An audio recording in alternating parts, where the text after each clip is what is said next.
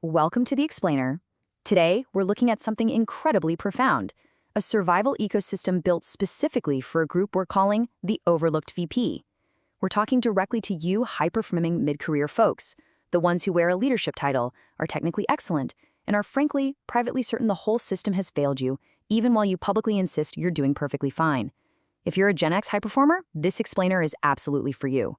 We see that crushing ambient pressure you're under, and today, we're going to unpack the architecture of your exhaustion and, more importantly, how you can actually survive it.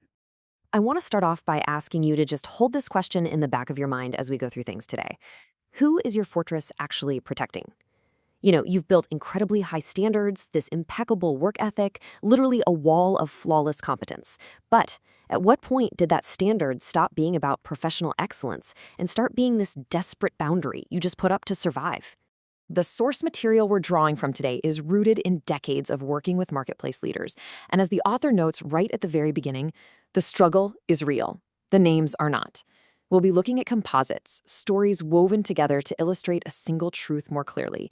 But let me assure you, the weight, the burnout, and that intense isolation we're discussing, they are profoundly real.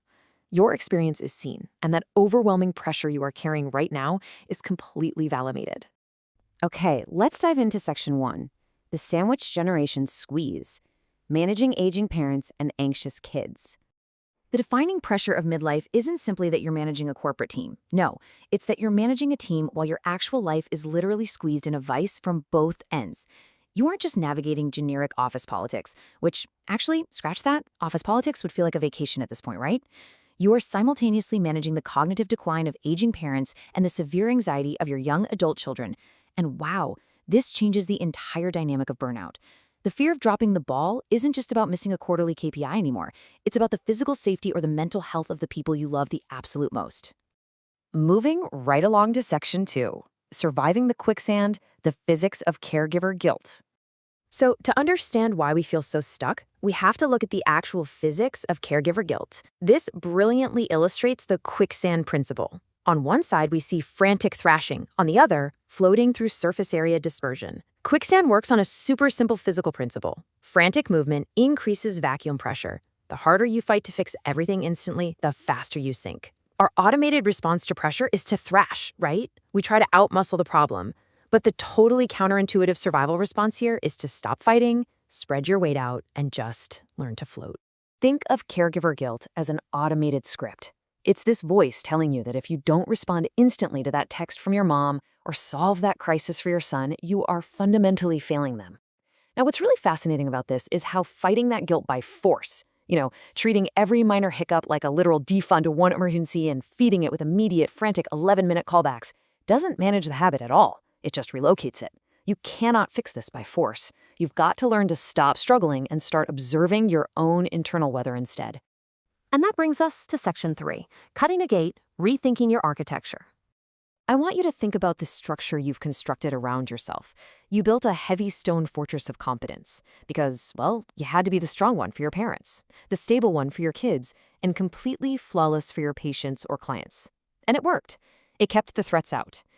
But the huge problem with a wall is that it doesn't discriminate. It's now so incredibly thick that it's keeping everyone else out too, including the grace and the help you so desperately need.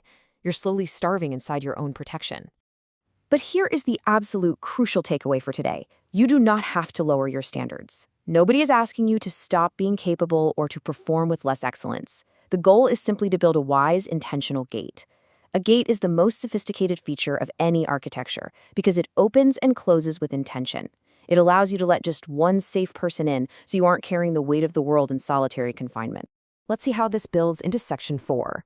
Step 1, the refit, which is all about your foundational architecture. So, how do we actually start making this shift? It begins with the foundational core book. This is the Refit, Come to Me, Leave the Lies Behind.